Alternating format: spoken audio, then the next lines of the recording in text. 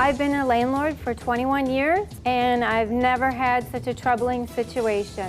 The porch was full of stuff. An entire bedroom was filled with goo and dog hair. There's mushrooms growing in the bathroom. Well, I did leave stuff there, and I'm sorry that I did, but I had no choice. Plaintiff Elizabeth Swift claims her home was a complete disaster when her former tenant moved out. She's suing for $3,691. Defendant Lynn Tobin claims that she was unfairly evicted in the middle of a pandemic. She says she owes nothing. And nothing but the truth? I do. I do. Thank you. The Honorable Judge Jerry Springer now presiding. Good morning, Your Honor. Good morning, Najee. This is case number 071 on the docket, Swift versus Tobin. Thank you. You're welcome, Judge. Today, actually, I'll be delivering a virtual verdict because through the magic of television, we are about 2,000 miles apart. I am here with my bailiff, Najee. We are in Stamford, Connecticut. You guys are in Minneapolis. So anyway, welcome. Let me see. We have the plaintiff here, Elizabeth Swift. You are suing the defendant, Lynn Tobin, for $3,691 for unpaid rent, repairs, property damage, and utilities. Go ahead, Elizabeth. Thank you, Your Honor. I've been a landlord for 21 years, and I've never had such a troubling situation. In September of 2013, I put a Craigslist ad up that I had a home for rent in an adorable little village in Wisconsin. Lynn answered that ad and moved in shortly thereafter. The first exhibit shows the original lease, which says who pays for what, and the rent was $800, and that the tenant would pay all the utilities, and then how many dogs she could have, and she needed to mow the yard. So she basically has been living there for, what, 6.5 years, or just about that? Yes, yes. Okay, all right. So this was a long-term relationship. I mean, Yes. landlord-tenant. Okay, go ahead. So we were negotiating back and forth for terms for a renewal of that lease, and I'd sent her several offers, and this time I wanted a monetary security deposit because in the original lease we didn't have any money down. So if I wanted to renew, I wanted to have that. And she didn't sign the renewal, and she didn't sign me a security deposit.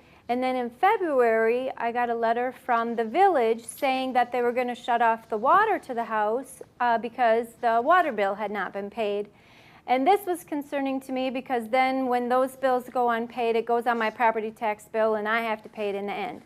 So at that point, I said that I didn't want to renew the lease and that I wanted her to go ahead and move out in May when that lease ended. And that got her pretty excited because she wanted to stay, and I had made up my mind she wasn't going to stay. She said that she was not moving, that I would have to take her to court to get her out of my house.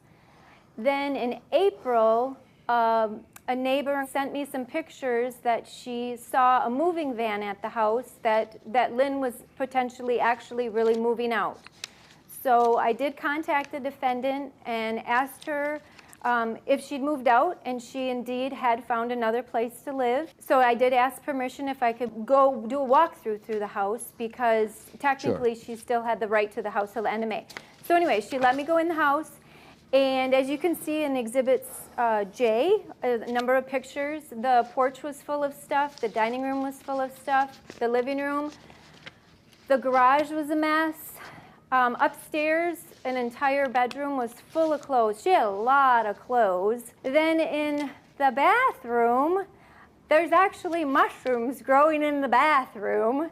Like I said, in 21 years, I've never hired anybody to help me clean, but I was kind of overwhelmed and felt like I deserved help and needed help this time to help me clean. So I did get a cleaning lady that agreed to help me clean. And she lasted one room. I can read from Exhibit F what she had to say. She said, just want to let you know that the kitchen was insane. In the kitchen, every drawer and cabinet I opened were filled with goo and dog hair. Unfortunately, that took a lot out of me, so I don't think I come back to finish the rest of the house. Did you notice the mushrooms growing around the toilet? I would think if you saw mushrooms growing around your toilet. I did tell Miss Swift about this. She did send a plumber out. He did never do anything about it. Then the house flooded all the way to the ceiling in the basement. And if she didn't realize normal wear and tear on a home, when you flood, that you need to redo your home, which she did not do, Your Honor. Mushrooms grow from moisture. That basement flooded all the way to the top, 16 feet, Your Honor, of water. When the house flooded, what did you do about it? Because it is your home. When the house flooded, what did you do about that? Nothing. Well, I bought a new furnace and a new water heater and a new washer and dryer. And the tenant had coworkers that were kind enough to like clean up the sludge in the basement. So then that was August of 2018. So that was about 2 years ago. Most of these allegations are false. All right, I lived in this home for 6.5 years. There was never a walkthrough done in this home from the time that I moved in to the last tenant moving out. Okay, I've had a lot of problems with her through the years. Nothing was ever good enough. I mow that lawn myself. I take care of it. Maybe not to her liking, but it was taken care of. I never had any problems with the city like her prior tenants. Anyways, to the leases, I get a lease renewal offer, Your Honor, within a couple weeks of each other. Then within days, I get a 5-day notice to cure or quit because my water bill was due. Your Honor, I'm human. Sometimes my bills are past due. You know, I've lived there 6.5 years. Why don't you ask her if my water's ever been turned off in that 6.5 years? Because I can tell you, Your Honor, it has not. This checkout list, Your Honor, if we could address this, Exhibit E. This is more like a checklist saying this is what I want you to do before I move into this house. This is not a move-out list. I didn't see this for the guy that moved out of there before me. She had me served, Your Honor, in February, okay? And my lease was not up till June. How do you serve somebody eviction in February when your lease is not up until June? Okay, and then COVID happened. So I have her on me. I have COVID happening. Nobody could help me move because of COVID. There was nobody that was going to help me move. I had to do this all myself, Your Honor. Me, all myself. And I did it, and I moved out, and I had to hire somebody that cost me a lot of money. And then I had to move to this terrible neighborhood because I had to get away from this. Why, knowing that the lease was up at the end of May, why would you try to evict her in February? I did that in response to the letter I got from the village that they were going to shut off the water. So that was a breach of contract as far as paying the utilities. And she told me point blank, I am not moving from your house. I'm not moving from your house. You're going to have to take me to court in order to get me out. My lease wasn't up. I did not want to move. That is the truth. But, you know, I didn't think I was going to have to because I have all these different leases here. You know, she kept changing her mind and changing her mind. No, but I mean, were you telling her that you weren't going to move at the end of May? No. I told her after all these leases, yes, I will move. But you got to give me time and space. And, Your Honor, I didn't want to lose all my stuff. You know, that's all I had. You know, I lost a lot of stuff because I couldn't go back and get it from her. You know, it's I tried. I kept going back and filling up my car and doing the best I could. And so I did leave stuff there. And I'm sorry that I did, but I had no choice. You know, COVID happened and it ruined everything for everybody. And I just couldn't get all my stuff. Now I don't have anything and I'm living in a terrible neighborhood.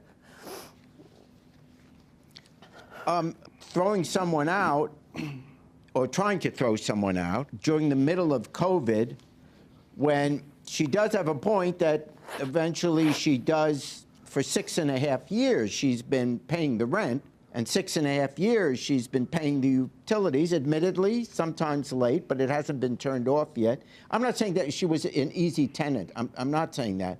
I'm just saying, if you have only 4 months left, and as you say, it's not an issue that I've raised, but you've put it in your documents here, all these Christian values, and I assume Jewish and Muslim as well, you put words such as grace, forgiven, kindness, faith, love, joy, peace, humility, patience, long-suffering. I mean, these are wonderful virtues. Why try to kick her out? If I believed that she was going to move out May 31st, I totally wouldn't have filed anything. But she repeatedly told me she wasn't going to move, and she didn't return the offer with the security deposit, so she'd made her decision as well. What about that? Why not sign the lease? Because every time I went to go sign it and get together with her, I got a new one in the mail. Every single time. Okay, I mean, she kept changing her mind, and every time they were amended each time, Your Honor. So there wasn't even a week between these. How many offers So did you there's get? really no time.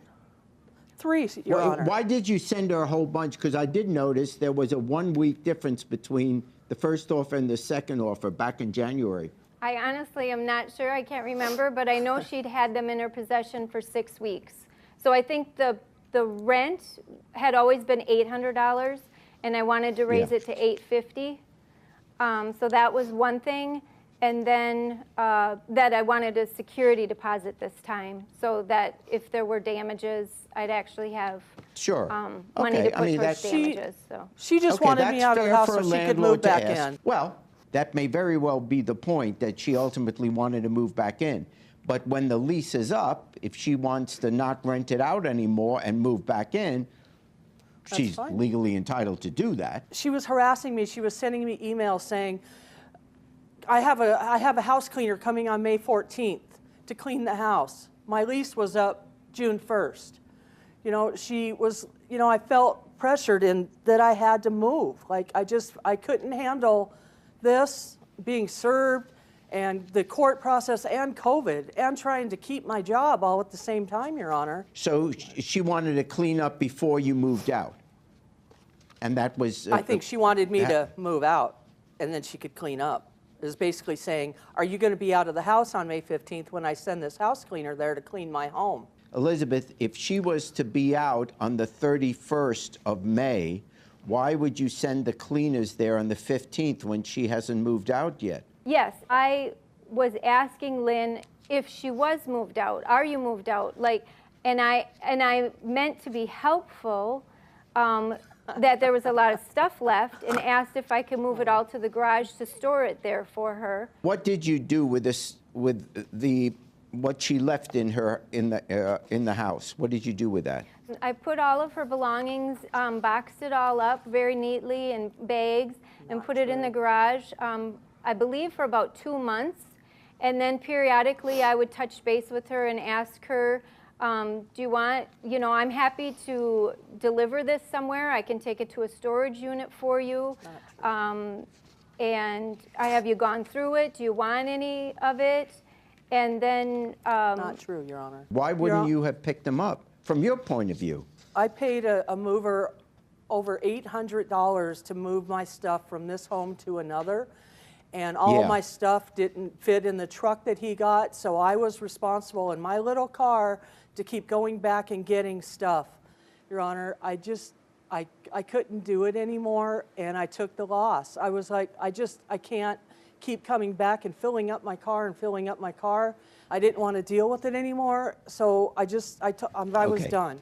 I lost everything pretty much that I've worked my whole life for, because I wasn't given the time to get my, it wasn't the right time in America to move. I know that's difficult, but you can't, that doesn't wind up being her responsibility, in fairness. Up next on Judge Jerry. Whatever happened to all the stuff that you left in the garage? She said she had got all that she wanted, and so then I dragged it all out, and everybody in the village came and got something.